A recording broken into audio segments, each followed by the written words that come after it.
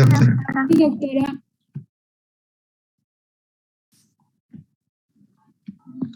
Vamos a ver un momentito.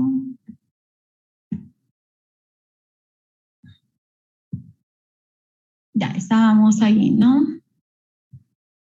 Voy a volver a grabar. Ya. Recording in progress. Vemos acá esta tira de color un poco lila, algo rosado, es la parte del control. Entonces siempre estas pruebas rápidas tienen esta línea de control, que si no se marca significa que el KID, o en este caso el inmunocubo está mal, ¿sí? Luego tenemos aquí antígenos para el anticuerpo IgM y tenemos antígenos para el anticuerpo IgG. Si al colocar la muestra hay anticuerpos, en este caso, ¿qué tipo de anticuerpos habría, chicos? ¿Qué tipo de anticuerpo estamos reconociendo? IgG. En cambio, en este resultado, ¿es positivo para qué? IgM. Y en este otro caso, IgG. Ambos. IgG. En este caso, ¿qué resultado sería? Negativo. Contacto. Ya, pregunto, ¿este control es positivo? No cuenta. No. Por tanto, invalidamos la muestra, sea cual sea el resultado, así tengamos dos líneas y si mi control es azul, no sirve. O si vemos un barrido así de sangre de este tipo, tampoco sirve, ¿ya? Entonces, es importante para la interpretación de los resultados. Esta es la prueba de anticuerpos. Si yo tuviera antígeno en esta tira, ¿qué tendría? ¿Qué tengo en esta tira? Los antígenos que serían de envoltura o proteína spike. Ya. Y al colocar el hisopado nasofaringeo, ¿qué estábamos poniendo? Los virus, los virus, ¿no ve? Ojo, es al revés, chicos. Si es la prueba de antígeno, ¿qué es lo que tendríamos acá en las tiras? Anticuerpos. En la muestra que estoy poniendo en el hisopado nasofaringeo, los virus que tienen los antígenos. ¿Qué son los antígenos? Las proteínas. Entonces, si yo tengo el anticuerpo contra el virus y reconoce en esa muestra de secreción de hisopado nasofaringeo el antígeno, ¿qué prueba sería? De anticuerpo. No. Antígeno nasal, pues. Antígeno nasal. En las tiras, aquí hemos dicho para reconocer los anticuerpos en este tipo de prueba, ¿qué tenemos en las tiras? Antígenos, proteínas. Al revés, si yo voy a hacer una prueba de antígeno nasal en las tiras, ¿qué voy a tener? Anticuerpos. Y esos anticuerpos, ¿qué van a reconocer? Los antígenos. ¿De dónde? De las muestras de hisopado nasofaringeo. Por eso se llama la prueba de antígeno. ¿Está claro? Sí, doctora. ¿Sí? En ese caso, normalmente hay dos tiritas nomás, porque vamos a tener la tira que se ve para el control y la otra tira para el antígeno positivo. Es positivo porque hay virus, entonces es el resultado, ¿cómo se interpreta? Como positivo. Y si hay este tipo de resultado, ¿qué decimos? Que la prueba de antígeno es ¿qué? Negativo. Negativo. ¿Han comprendido? El fundamento es bien parecido, solamente que tenemos que hacer el cambio. Si yo quiero detectar anticuerpos en las tiras, en el inmunocubo, ¿qué va a haber? Antígenos. Y si quiero hacer la prueba de antígeno nasal, ¿qué va a haber en las tiras? Anticuerpos. Ya, muy bien. Entonces, hace rato les decía, ¿no? El periodo de ventana donde nosotros tenemos en realidad la carga viral mayor, va a ser acá, ¿no? 5 o 7 días. Es donde principalmente las personas empiezan a manifestar clínicamente el dolor de cabeza, todas las reacciones, ¿no? Sin embargo, el día es variable. Hay personas que al día 4 ya generan manifestaciones, pero entre el 1 y el 4 yo le pondría, ¿qué periodo sería? Asintomático, porque como no hay manifestaciones clínicas, yo no me doy cuenta que estoy contaminado, pero ¿estoy contagiando o no estoy contagiando? Sí, está contagiando. Entonces, es importante identificar, o hay asintomáticos donde nosotros no sabemos que tiene coronavirus, pero ¿qué están haciendo? Nos están contaminando, ¿verdad? Entonces, el RNA y la prueba de antígeno, en este caso la PCR, ideal, exagerando, ¿hasta qué día debemos hacer? O sea, sobre todo la PCR, no tanto el antígeno, ¿hasta qué día? 14. En cambio, el antígeno es más confiable solamente hasta el día 7. 7, 8, ya casi ya puedes tener un resultado falso negativo. Aunque en esto no es como en matemáticas 2 más 2 es 4, ¿verdad? Es variable. En algunas personas puede haber una carga viral más prolongada y la producción de anticuerpos durante mayor tiempo, como ha sido el caso mío, por ejemplo. ¿Por qué yo sé que seguía contagiando? Porque mi CT seguía elevado. Entonces, no podía yo seguir saliendo a la calle porque estaba en periodo infectivo todavía, sabiendo que tengo una carga viral elevada, ¿no? Ojo, no sé, se me ha presentado esto. Pondré nomás donde sea que se vaya, ¿no? Después buscaré. Bueno, ¿en qué día sería ideal hacer la prueba de IgM, chicos? ¿Entre qué días? Viendo esta gráfica. Entre el día 7 y el día 8. 10 días, doctor. Mejor es 10 días, como su compañero dice. Empieza al día 7, pero yo al día 10 estoy segura de que esa prueba sí va a dar positiva. Y si da negativo, no hay anticuerpos. Quiere decir que no se ha infectado, ¿ya? Y la IgG, ¿a partir de qué día? Día está 15. dando? El día 12 y el día 15. Día 15. Ahora les voy a hacer una pregunta. Este resultado, ¿qué me está diciendo? Este resultado, ¿en qué día está? Antes de los 10 días. 10 días. 10 días. Más o menos entre 10 a 14, menos de 7 días, 13 días. ¿Y este resultado qué me está diciendo? 15 días en adelante. Exactamente. Inclusive puede ser más, 20 adelante, ¿no? Donde no hay IgM, pero sí que está dando positivo. IgG. ¿Ya? Hay otros marcadores de mal pronóstico en el COVID y dentro de esos está la ferritina. No olvidemos la ferritina, que es una proteína que transporta, ¿qué almacena, chicos? Hierro. Entonces, sobre todo, ¿no? A nivel de la destrucción celular, vamos a ver que la ferritina se eleva y también es un marcador de procesos inflamatorios. El dímero D también, es decir, el dímero D se expresa principalmente después de la primera semana y no, se incrementa esto. ¿Qué es el dímero D? ¿Alguien podría explicarme qué es el dímero D? ¿Alguien sabe?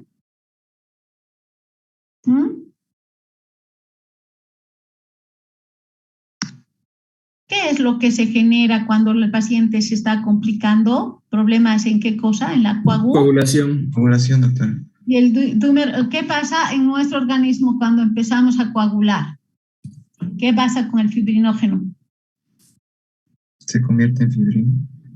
Entonces, el dímero D es un dímero de esos procesos de coagulación que se están generando y si va incrementando esto, significa que ese paciente está en ese proceso de producir los trombos, esos procesos de coagulación que van a ir a complicar la vida del paciente, infartando el corazón, el cerebro, el pulmón, etcétera, ¿no es cierto? Y algo que debemos medir durante el COVID es la proteína C reactiva. ¿Por qué? Porque esta es un indicador de ¿qué? De procesos inflamatorios. Entonces, si la proteína C reactiva está elevada, significa que el paciente está en un grado de inflamación elevado y se está complicando. ¿La troponina qué es, chicos? Proteína de contracción muscular. Eso que me está indicando que está habiendo destrucción a nivel muscular.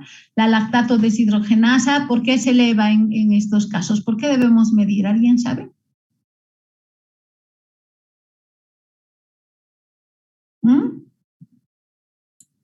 Porque Es no hay una una enzima que correcta transforma el piruvato en lactato. ¿Y cuándo hay transformación de piruvato en lactato? Cuando no hay oxígeno. Hipoxias. Hipoxias, exactamente. Y otro marcador que debemos pedir es la interleuquina 6. ¿Qué es la interleuquina 6? ¿Qué tipo de interleuquina sería? ¿Inflamatoria o antiinflamatoria? inflamatoria. Inflamatoria. Eso también me está indicando que el paciente está en un proceso complicado y que por eso hay incremento de esta interleuquina, ¿no? Y la procalcitonina principalmente sirve para medir las coinfecciones. No olvidemos que el virus está generando daño en las células y esto haciendo de que exista, pues, infecciones colaterales bacterianas, ¿no? Y complicaciones en este tipo de pacientes. ¿Y cuál es la prueba más que la PCR Gold estándar y que sí me está identificando al virus? Es la prueba de secuenciación. A un principio todavía no se conocía ni la PCR tanto porque no se la fabricó todavía, pues cuál era el método que se utilizaba para detectar el coronavirus era el proceso de secuenciación. Es decir, secuenciar el material genético y ver que esa secuencia sí corresponde a, en este caso, al coronavirus. Y prácticamente aquí lo que se hace es hacer una extracción del ADN, se hace una PCR y sobre esa muestra se hace el proceso de secuenciación.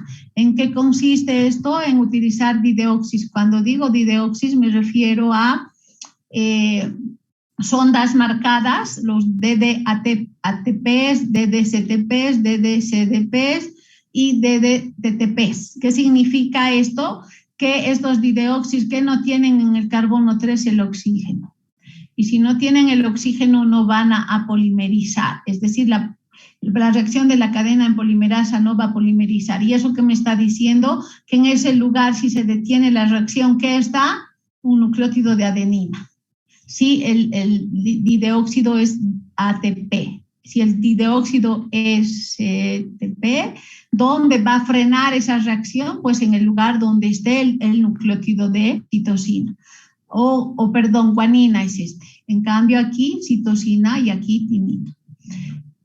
Esta metodología amplifica y donde encuentra el dideóxido de adenina frena y me va a generar una luminiscencia de color anaranjado. Donde encuentra el dideóxido de guanina, ¿qué fluorescencia va a generar eso? Verde.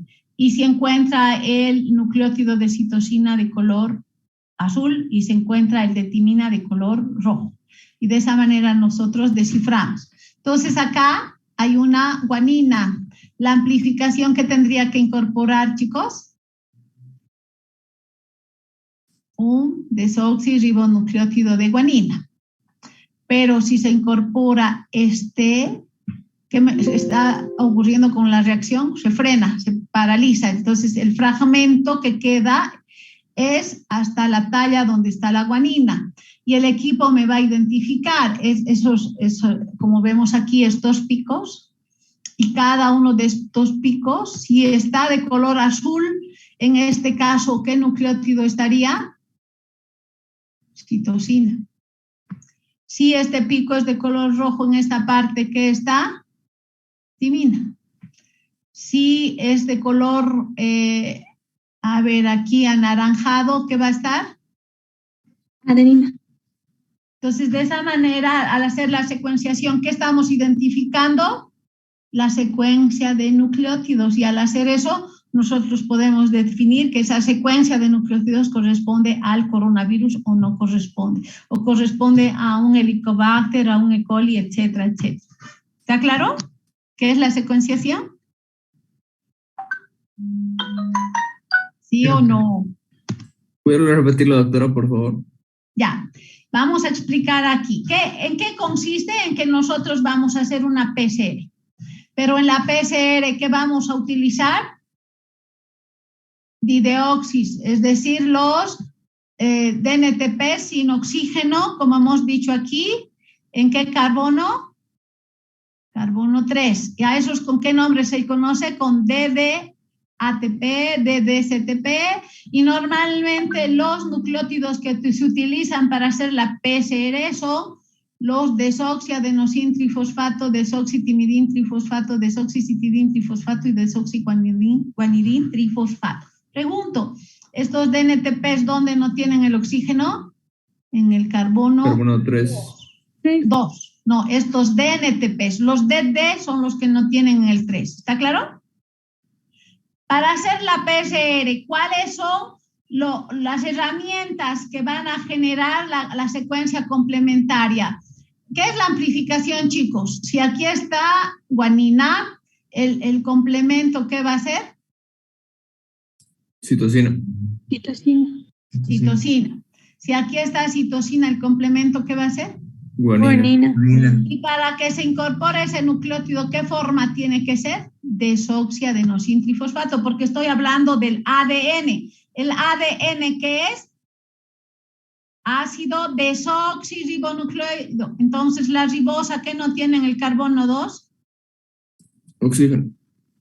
¿Y por qué digo dideoxis no tiene oxígeno estos en el carbono 2 y tampoco en el carbono 3? Y si no hay oxígeno en el carbono 3, no se va a formar el enlace nucleotídico y no va a haber polimerización. ¿Y qué estoy haciendo? Si esto se incorpora en este lugar, ¿qué estoy haciendo? Deteniendo la reacción. ¿Está claro? ¿Sí? Sí, Creo que- Mejor, sí, mejor, doctora. O sea, una PCR que utiliza como material para que se amplifique la DNA polimerasa, los DNTPs, ¿sí? Porque estos se van a incorporar y van a copiar la secuencia complementaria de esta secuencia que está en el ADN. Pero si yo uso el DDATP, va a venir, en vez de la citosina, ¿con quién se complementa? Guanina. Entonces, un DD ¿de qué tipo se va a incorporar? Verde. Y ahí está frenando la reacción. ¿Y qué me está diciendo? Que en ese lugar hay ¿qué cosa? Guanina, ¿verdad? ¿Está claro? ¿Eso ¿Y de por qué estos- se frenaría, doctora? ¿Puede volver a explicar? ¿O, ¿Qué, perdón? ¿Por qué se frenaría? Porque no hay el oxígeno en el carbono 3.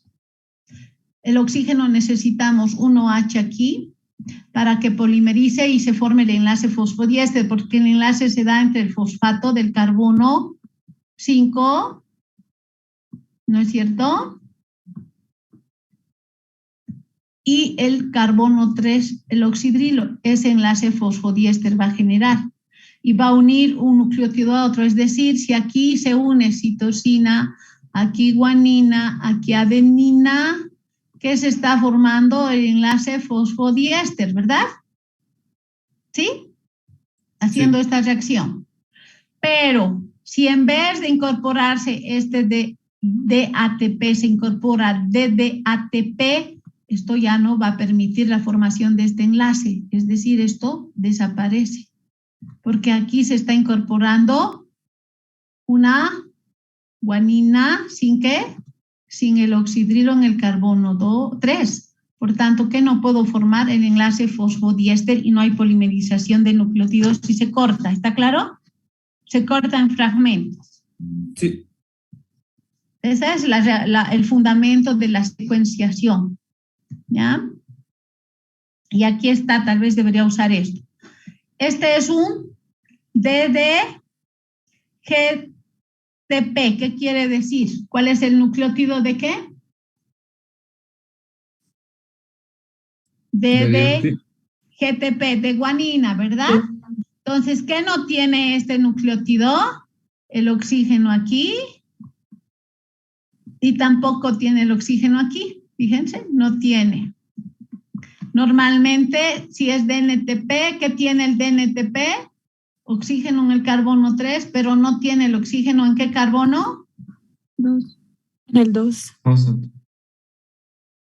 Pregunto, esto es herramienta para que la polimerasa incorpore en estas secuencias y forme estos enlaces. Si aquí está adenina, ¿qué se va a incorporar? Timina, ¿verdad? ¿Y en qué forma está entrando? Como DTTP. ¿Está claro? ¿Sí? Pero si en su lugar entra DTTP, ¿está o no está cortando la reacción aquí? Sí, corta. Corta la reacción. Entonces, el equipo en ese momento, la fluorescencia que va a captar, ¿de qué color va a ser? ¿Qué color es esto? Rosada. Roja. Rojo. Entonces, Sí. estos picos, ¿de qué color van a ser? Ese es el histograma. Si este pico es rojo, pregunto, ¿qué nucleótido está en su lugar? Timina, doctora. Timina. Si este es verde, no es el caso. Si fuera verde, este es verde. ¿Qué nucleótido está ahí? Guanina, doctora. Guanina. Otra vez aquí, ¿qué nucleótido tendría que estar si esto es citosina? Guanina, ¿verdad? Guanina. Guanina, doctora. Y este es adenina, ¿qué nucleótido tendría que incorporarse? Timina. Timina. Entonces, ¿qué se está formando entre este nucleótido y este otro nucleótido? Enlace fosfodiéster. Y si se incorpora este, aquí en este lugar, DDATP, aquí tendría que entrar adenina, ¿no ve? Pero es un DD. ¿Corta o no corta la reacción? Corta. Corta la Corta. reacción. Y eso me está diciendo que ahí está un qué? Un nucleótido de qué? Adenina. ¿Está claro? Sí. Sí, doctora. En cambio, aquí no había cortes, todo seguía normal, pero aquí se está cortando porque se está incorporando un DDATP. ¿Está claro? Sí, doctora. Sí, doctora. Y de esta manera, ahí está. Esa es la secuencia. Aquí se está cortando porque ¿qué hay acá? ¿Qué nucleótido hay? DDATP. Muy bien.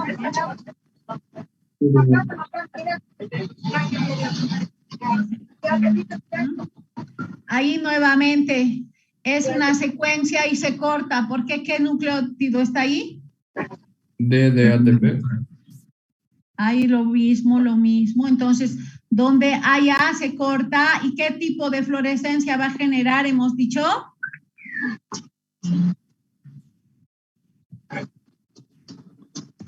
El pico de fluorescencia, ¿de qué color es? De este color, ¿no? Naranja.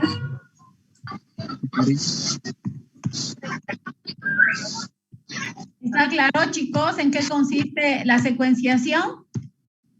Sí, doctora. Sí, De esa doctora. manera yo identifico los lugares donde está A, los lugares donde está T, timina, donde está citosina y donde está guanina, utilizando los DDNTPs.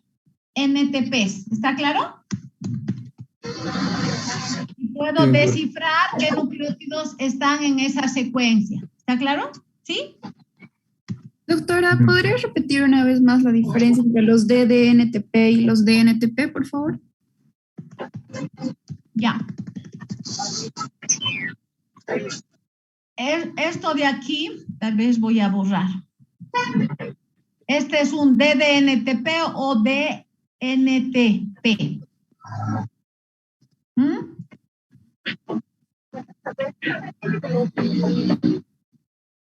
Borrador, voy a borrar, ¿ya? Pregunto, ¿este qué es? ¿Es un DNTP? ¿O es un DNTP?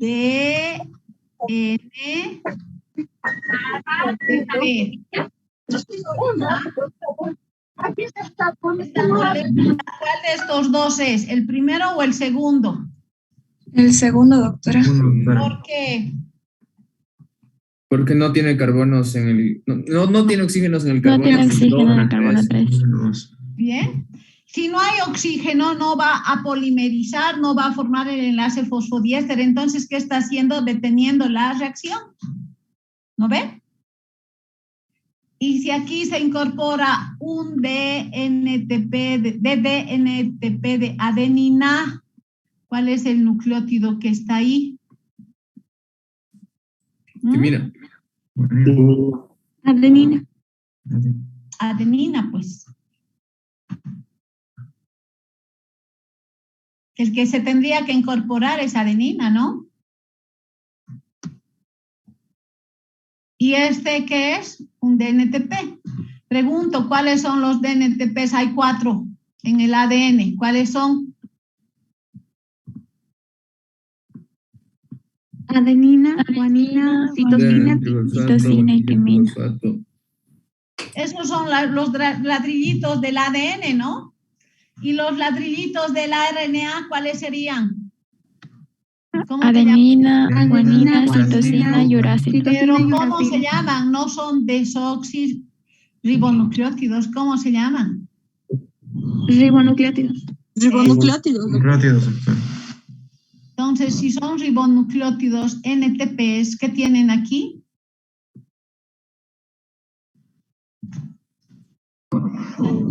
Esa es una de las diferencias entre el ADN y el RNA. ¿Está claro? ¿Sí? Sí, doctor. Entonces, si han comprendido y si han comprendido esto, saben qué es la secuenciación. Pregunto, aquí, bueno, en este ejemplo, el fluorocromo que marca el dideóxido es, ¿de qué color? Verde. Verde. La citosina, ¿de qué color está marcando? Celeste, azul. Azul. Guanina Amarillo. Amarillo. y la timina. Rojo. Rojo. Entonces, aquí está un dideóxido de adenina. La emisión de ese pico, ¿de qué color de fluorescencia va a ser? Verde. Verde, doctor. Me Verde. refiero a esto, miren, al histograma de picos que se generan en el equipo, en el aparato. Estos picos. ¿Se dan cuenta? ¿Ya? Entonces, pico azul, pico rojo, pico negro, pico verde. ¿Y eso qué significa? Que si veo un pico verde, ¿qué va a ser? Bueno, aquí para el ejemplo, ¿qué va a ser? Adenina.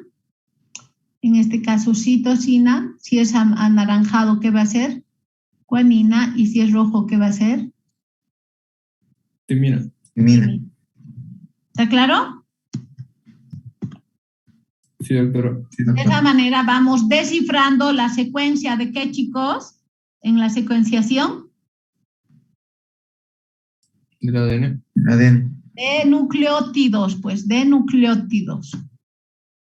Si es en el ADN, son los desoxirribonucleótidos, y si es RNA, son ribonucleótidos. Sin embargo, la secuenciación solamente es para el ADN, no para el RNA. ¿Está claro? Y pues cada uno de estos fragmentos es la talla de la secuencia. Por ejemplo, suponiendo que aquí este es fragmento de adeninas, este es fragmento de timinas, estos son fragmentos de citosinas y estos son fragmentos de guanina.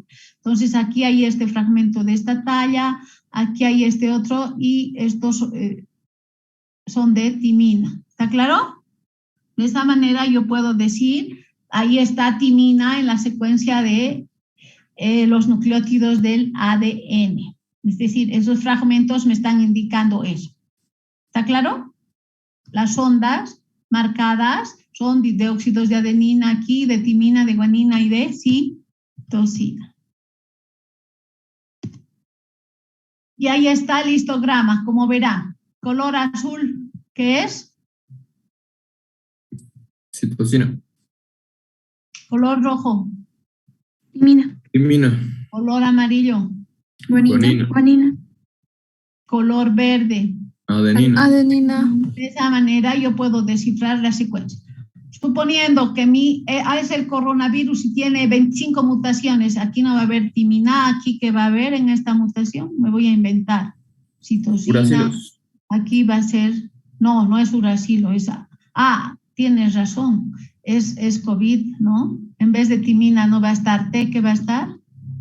U, ¿verdad? Sí, Sí, doctora. Y ojo, pues hay mutaciones, ¿no? Y aquí en vez de timina va a estar A, aquí va a estar C, y eso da lugar a las diferentes variantes porque está viendo esos cambios, esas modificaciones en la secuencia de ARNA del virus, ¿sí? Entonces ese se llama electrograma o cronograma. Si yo tapo, no puedo tapar ahorita todo esto, lo voy a cerrar. Yo puedo descifrar qué hay aquí. ¿Sí, no ve? ¿Qué es? Sí. Timina. Guanina, ¿qué hay aquí? Azulito, ¿qué era? Citosina, negro, guanina, rojo, timina. ¿Y dónde está adenina? Verde, ¿verdad? Entonces aquí adenina, yo estoy descifrando la secuencia de nucleótidos. Normalmente no me va a salir a veces así, puede montarse y aquí haber un rojo más. Y a veces sale así. Cuando está mal preparado puede salir así. ¿A cuál le van a dar la opción? ¿A esto o a este pico? ¿Cuál es lo correcto? ¿Al pico? El que tiene el pico más alto. Exactamente, ¿ya? A veces en el histograma van a tener cosas como estas. Y esto me sirve para descifrar y el aparato aquí te va a decir no, te va a decir G, te va a poner una N, porque no ha detectado qué nucleótido es. Y tú tienes que ir descifrando. Bueno, es bueno a veces compartir lo que uno hace en investigación, ¿ya? En este caso hemos visto la respuesta inmune que generan las vacunas del COVID-19 y qué correlación tienen estas con los niveles de vitamina D. Porque no olvidemos que la vitamina D es una vitamina que está implicada en la respuesta inmunitaria, ¿sí? Entonces, sabemos muy bien cuándo ha aparecido, en este caso, el SARS-CoV-2, esta cepa, porque se ha generado por mutación de esos coronavirus y ha dado lugar a, en este caso, al SARS-CoV-2, y ha habido varias variantes, ¿no? Delta, Omicron, en este caso la combinada, y hay la H1, hay varias, una infinidad, ¿ya? Unas más efectivas que otras, y por ahí se ha encontrado en Francia, otra cepa en Inglaterra, otra en el Brasil, podemos encontrar inclusive nuestra cepa boliviana, pero como no hacemos secuenciaciones, pues difícil generar ese tipo de información. Probablemente hay, pero no lo detectamos porque no hacemos investigación, ¿sí? Entonces, siguiendo el curso de la enfermedad, ya sabemos que esta pandemia, pues, se ha dado a nivel mundial, es un coronavirus, sabemos muy bien que el 2020 ha sido declarado como pandemia esta patología porque ha infectado a todo el mundo.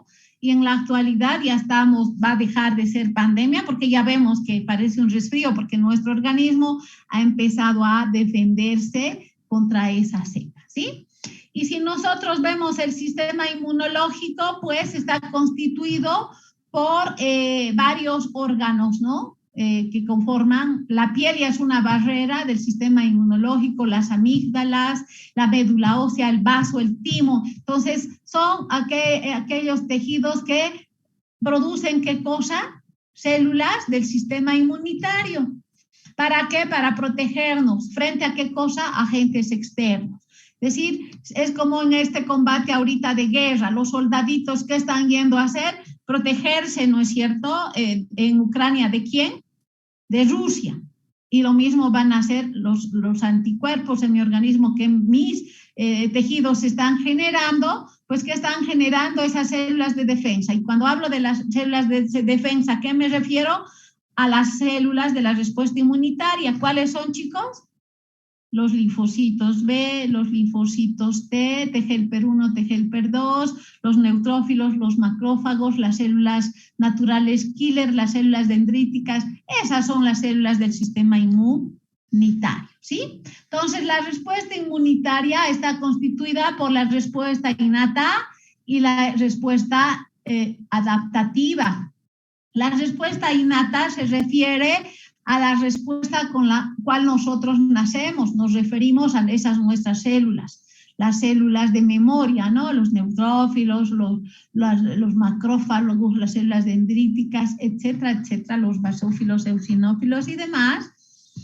Y en estas células que generan los anticuerpos, ¿qué tipos de células son, chicos? Las Linfocitos B. son las que producen esas proteínas que nos van a defender ante la respuesta. Y en este caso, ¿por qué me vacuno? ¿Qué tipo de respuesta estoy generando con las vacunas? ¿Qué es la vacuna? Puede ser un RNA del virus, de la espícula, ¿no es cierto? Puede ser un virus atenuado. Estoy poniendo, ¿qué cosa a mi cuerpo? Un antígeno. ¿Y ese antígeno qué va a producir? ¿La respuesta de qué? Producción de anticuerpos. Y eso es lo que generan las vacunas ahorita. Porque estos anticuerpos, ¿qué van a ir a hacer, chicos? Van a ir a atrapar y matar, ¿qué cosa? ¿A quién? Al virus, ¿verdad? Entonces, tengo también las células T, que en este caso van a diferenciarse y generar las CD4, CD8, ¿no? Luego tenemos las 17, las que más bien en este caso están generando una respuesta antiinflamatoria. No olvidemos que estas células están generando, las células, los linfocitos están produciendo la respuesta, en este caso inflamatoria, y la producción ¿de qué? De esas interleuquinas y esos procesos inflamatorios en el organismo. Entonces, las vacunas en forma más directa producen anticuerpos, pero también pueden tener una influencia, sí o no, sobre la memoria inmunológica.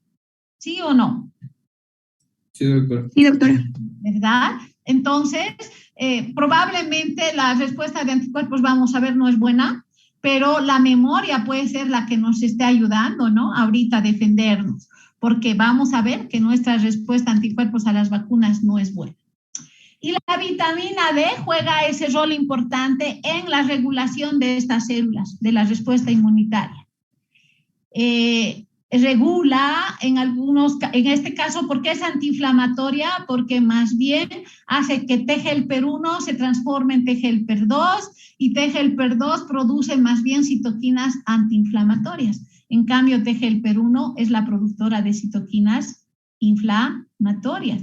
Y la vitamina D juega un rol muy importante en la respuesta inmunológica. No solamente es importante para generar los huesos, es parte de los dientes,